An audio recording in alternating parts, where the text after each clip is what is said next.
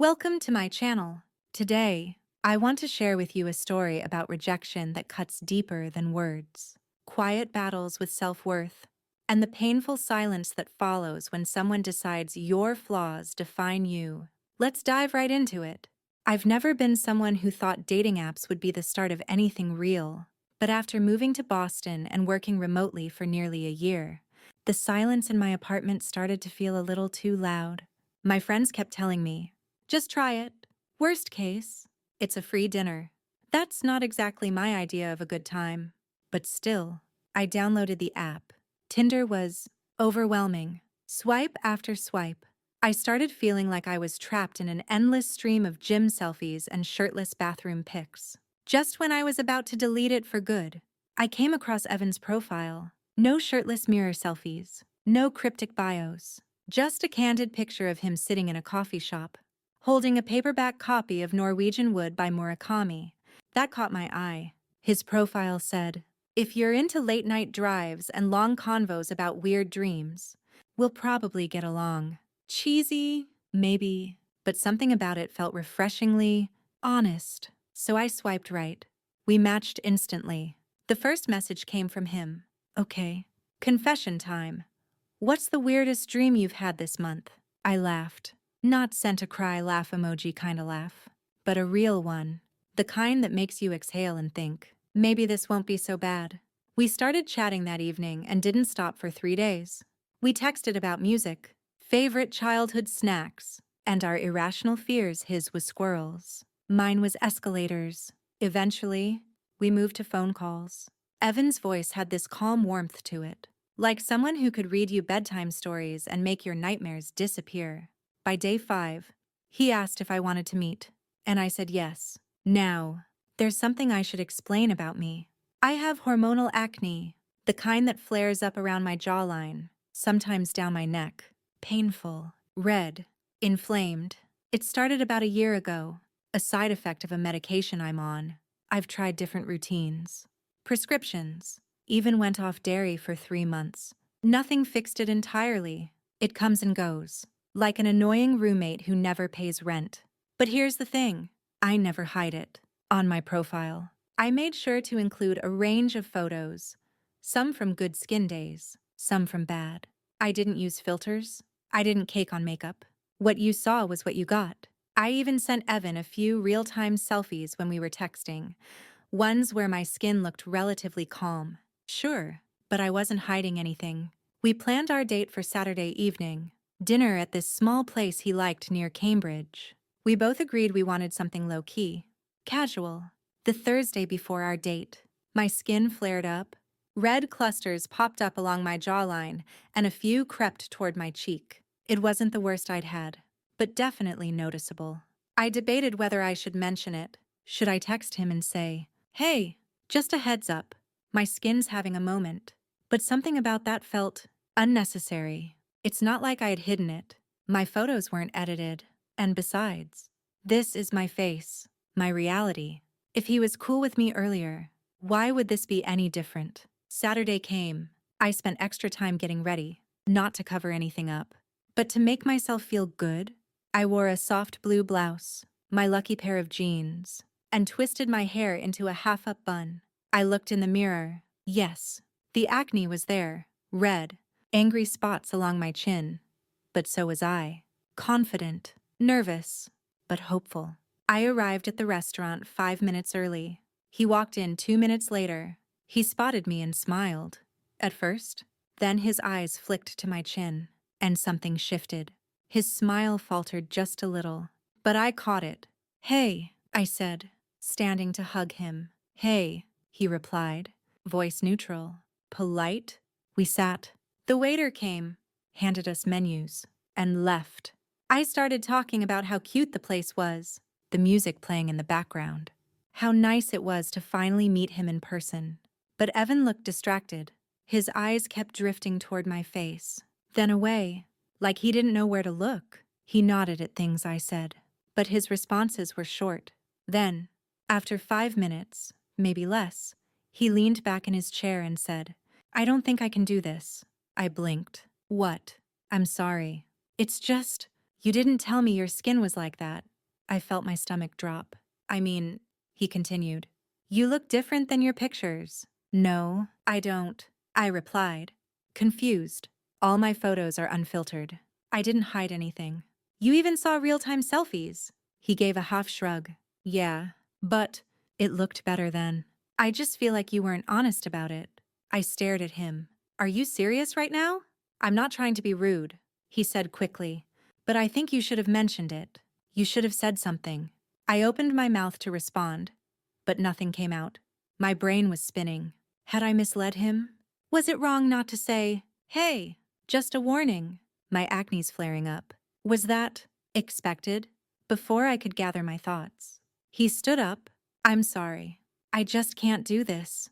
And just like that, he was gone. I sat there, alone at the table, still holding my menu, my face burning, not from embarrassment, but from the heat of rising tears and the ache of rejection that felt both superficial and deeply personal. I didn't cry right away. Instead, I just sat there, blinking at the empty chair across from me like he might suddenly come back and say, sorry, I was being an idiot. But he didn't.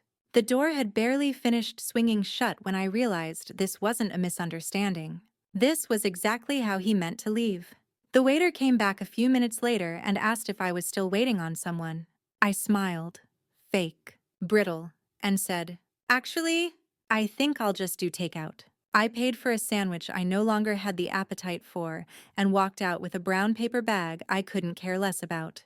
Boston streets were glowing under the early evening lights. People laughing, walking, holding hands.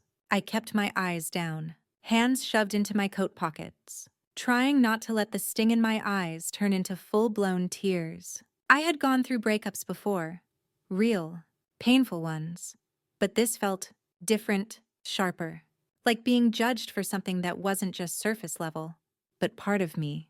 My skin, yes, but more than that, my honesty, my vulnerability. And all I could think was I really supposed to warn him? Back at home, I dropped the takeout on the counter and went straight to the bathroom. I turned on the lights and stared at my reflection. Redness, swelling, a constellation of breakouts running from my chin down my jawline, a few peeking around the curve toward my cheek. Angry, visible, but also me. My eyes were tired. My lips were pressed into a tight line. My skin was going through a rough patch. Yes, but it wasn't hiding anything. This was the same face in those pictures. The same face he'd seen in real-time selfies just days before. What changed was not me. It was his threshold for reality. That night, I couldn't sleep. I replayed every moment of that 5-minute date over and over again in my head. His flickering smile, his body language, the way he said, "You should have told me." Told him what? That I wasn't flawless. That I didn't have glass skin under candlelight. That sometimes my hormones waged war on my face. Was that really something I needed to disclose? Like a criminal record or a hidden child? I opened Tinder around 1 a.m. and scrolled back through our chat history. It was full of warmth, banter, inside jokes. A completely different version of him than the man who stood up and walked away like I had deceived him. I clicked on his profile. He had already unmatched me. There it was, neat, phenol, like I had never existed in his carefully curated feed of potential partners. I wanted to scream, not because I had lost him, we barely knew each other, but because for a few hours, I had started to believe something rare was forming. A connection that wasn't superficial. A person who might see past the static of appearances and into the frequencies that mattered more. I picked up my phone and opened my notes app, not to write to him, but to write for myself. Dear future me, I typed. If you ever wonder why you hesitate before opening up to someone new, remember this night. Remember the way it felt to be left for something as human as skin. But also, remember that you showed up as you, and you didn't hide. I didn't send a petty message. I didn't post about it. But I did decide something that night. I wasn't going to feel ashamed of something I didn't choose. My skin doesn't define my worth. And if someone couldn't see that, they didn't deserve a second of my attention. Still, I couldn't shake the feeling of being tricked, not by him, but by the whole illusion of dating apps. The photos, the bios, the small talk that can feel so genuine until it isn't. Had I been naive? I needed air. The next morning, I grabbed a coffee and walked to the park near my apartment. It was cold, crisp, the kind of day that makes your breath visible and your thoughts sharper. I sat on a bench, watching people pass by, and let myself feel everything. The rejection, the insecurity, the lingering anger, but also, oddly, a quiet kind of pride, because I hadn't lied. I hadn't pretended. I had shown up exactly as I was, flare up and all, and said, "This is me." That takes courage, more than most people realize. I called my friend Olivia later that day and told her what happened. She listened quietly, the way she always does, until I finished. Then she said, "That guy's a walking red flag. It means you know that, right?" "Yeah," I replied, but it still hurt. I know, it always does when someone sees you, really sees you, and still chooses to walk away. There was a pause. Then she added, "But just because someone walked away doesn't mean you were wrong to show up." That sentence hit me like a wave, because maybe that's what I needed to hear all along. The following week was a blur of half-hearted tasks and forced smiles. I showed up to work Zoom meetings with my camera off. I texted less. I avoided mirrors, not because I hated my reflection, but because every time I saw it, I heard his voice again. "You should have told me." That sentence clung to me like smoke. It wasn't just about skin. It felt like he was saying, "You should have warned me, you're flawed." I kept wondering, what if I had told him? Would that have changed anything? Would he have canceled the date in advance and saved me the embarrassment? Or would he have pretended it was fine, only to still walk away once he saw me in person? I didn't want to be bitter, but it was hard not to be. One night, while scrolling Reddit to distract myself, I came across a post in a skincare community. A woman had uploaded a raw, makeup-free photo of her face during a cystic breakout. Her caption read, "Trying to remind myself that I am more than my skin, that healing isn't linear, that someone who only sees this doesn't deserve all of me." I stared at her photo for a long time, not because it was shocking, but because it felt familiar. She looked like me, vulnerable, real, unfiltered. And the comments, they weren't cruel. They were kind, full of support, advice, encouragement, words I wished I'd heard that night at dinner. Without thinking too much, I took a photo of myself. No filters, no angles, just me in the soft light of my bedroom, acne flaring quietly along my jaw. I opened my Instagram. I hovered over the post button for a full 5 minutes before finally tapping it. Caption: "Not hiding, not apologizing, still worthy." It wasn't for attention. It was for me. A declaration that I wouldn't be ashamed of existing in the skin I had. What I didn't expect was what happened next. Messages. From friends I hadn't spoken to in months. From women I barely knew. Even a few guys. They said things like, "I needed to see this today. You're so brave. I've been hiding behind filters for years. Thank you for reminding me I'm not alone." And one message, from a guy I had gone to college with but never really talked to much, simply said, "This is the realest thing I've seen all week. Thank you for being you." I cried reading those messages, not because I needed validation, but because for the first time in a long time, I didn't feel alone in this. But then, 3 days later, I got a message I wasn't expecting, from Evan. Just his name appearing on my screen made my stomach twist. I opened it hesitantly. "Hey, I saw your post. I've been thinking a lot. Can I say something?" I didn't respond right away. I didn't owe him anything, but curiosity got the better of me. And the next morning, I typed back, "You can say something. I can't promise I'll answer." His reply came fast. I was a jerk. A shallow, judgmental jerk. I don't know what I expected, but it wasn't fair. "You were honest. You were there. And I made you feel like you weren't enough because of something as normal as skin." I've been thinking about it every day since. I stared at the screen. My heart didn't leap. I didn't smile. I didn't feel vindicated. I felt tired, because it wasn't about an apology anymore. He had seen me at my most real and chose to leave. And now that the world had seen that same version of me and embraced it, he wanted to come back. But healing doesn't leave space for people who only show up once it's convenient. I typed a single sentence. I accept your apology, but I'm not interested in continuing this. He read it. No reply. That was the end of it. And somehow, I felt lighter. I told Olivia later that day, and she responded with a slow clap over FaceTime. I swear, she said, if this were a movie, that would have been the scene where you finally choose yourself. I laughed, not because it was dramatic, but because it was true. In the weeks that followed, something shifted inside me. It wasn't dramatic or loud.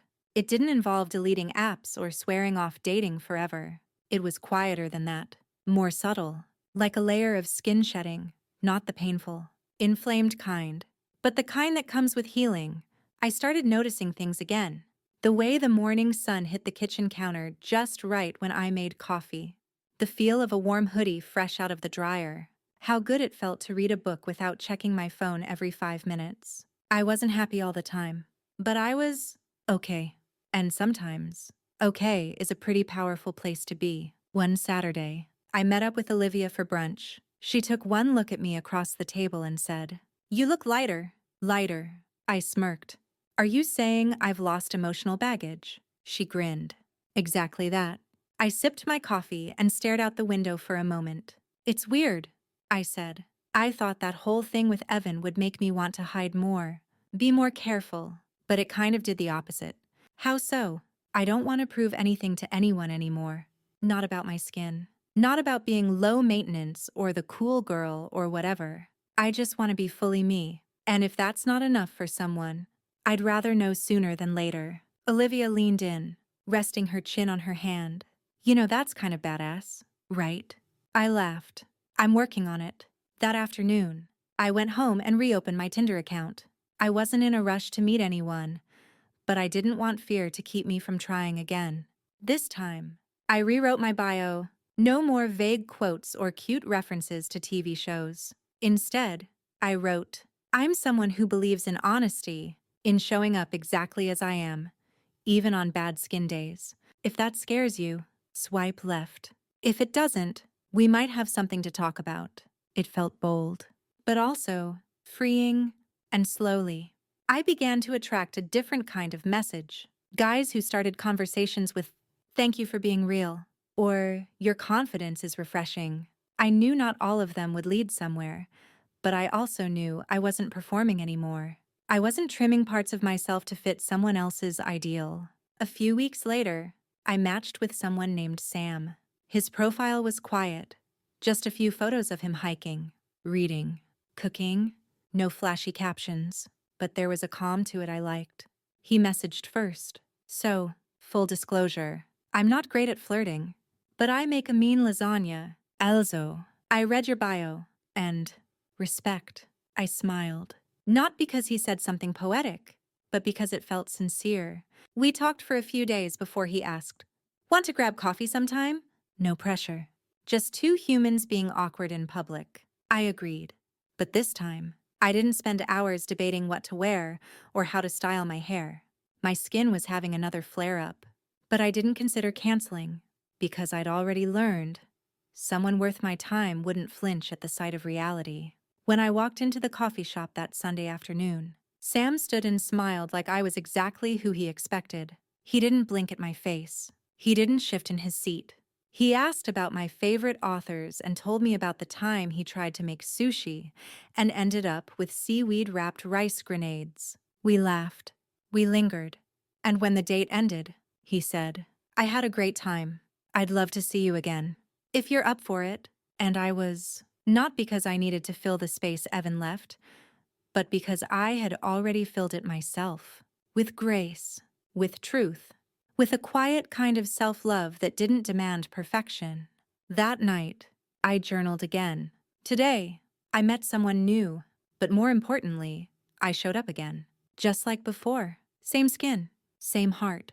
This time, no one walked away. And even if they had, I would have still been proud of me. Our second date wasn't anything grand.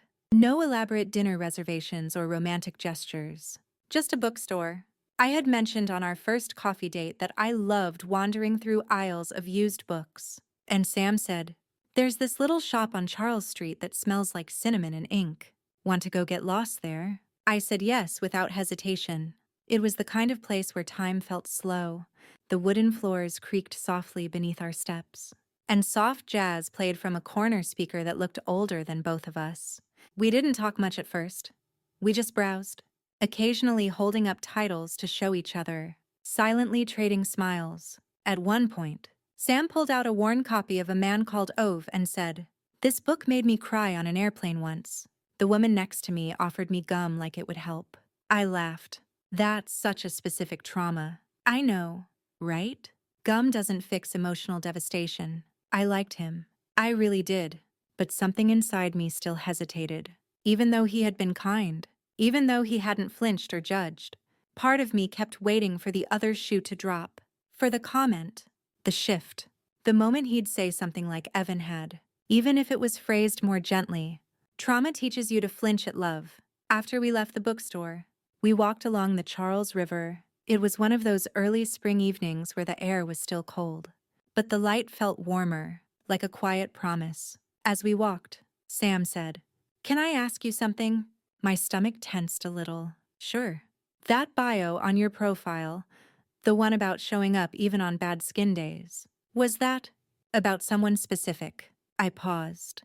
Part of me wanted to say no, to keep the pain locked up, untouched.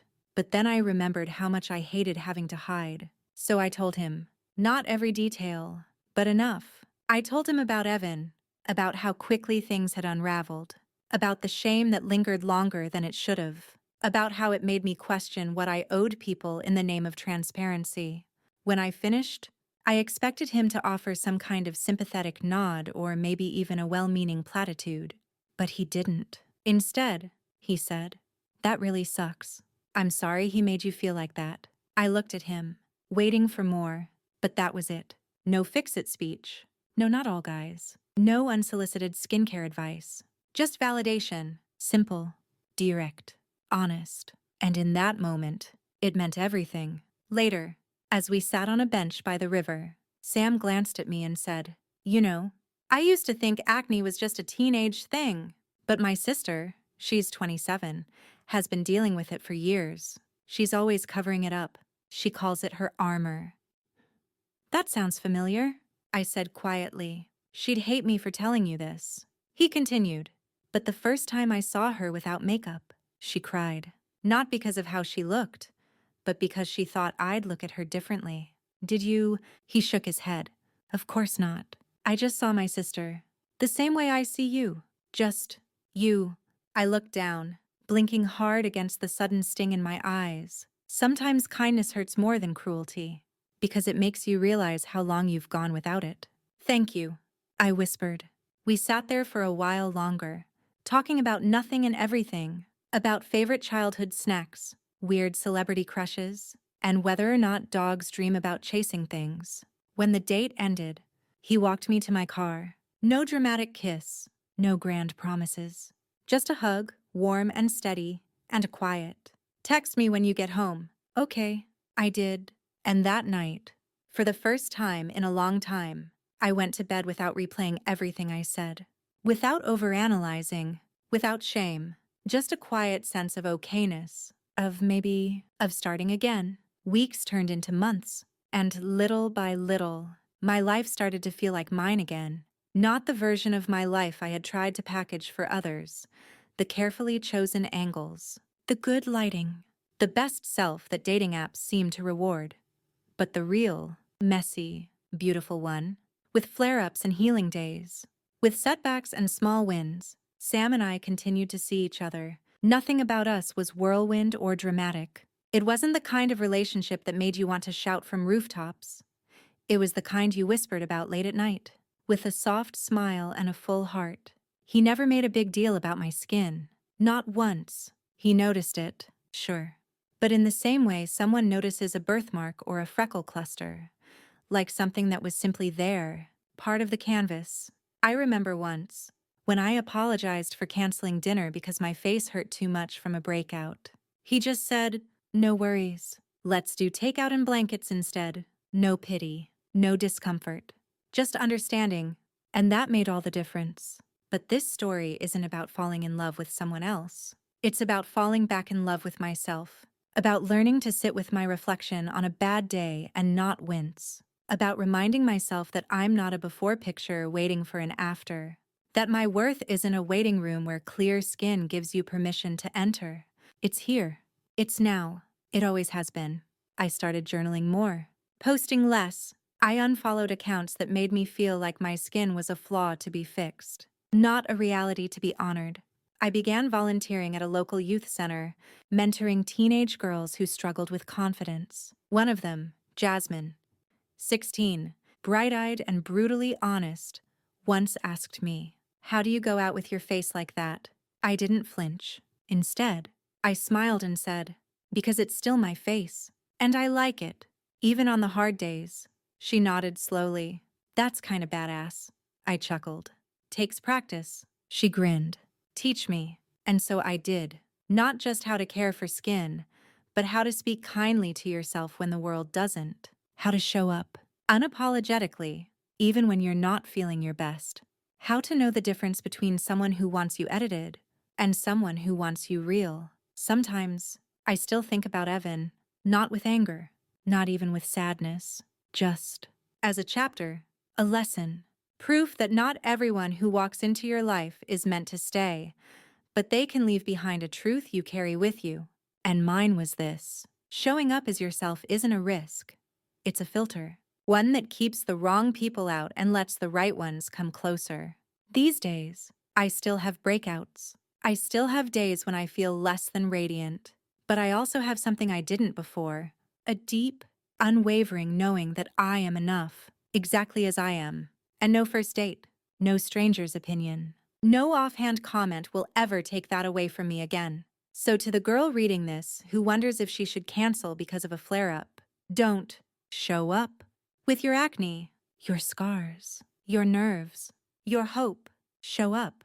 Not to prove anything, but to remind yourself that you deserve to be seen. Fully. Honestly. And without apology. Thanks for tuning in to Reddit Stories. New tales drop daily drama, love, or ghostly glories. Hit like, subscribe, and ring that bell so you won't miss the next story we tell. Got thoughts to share? Drop them below. We read them all just so you know.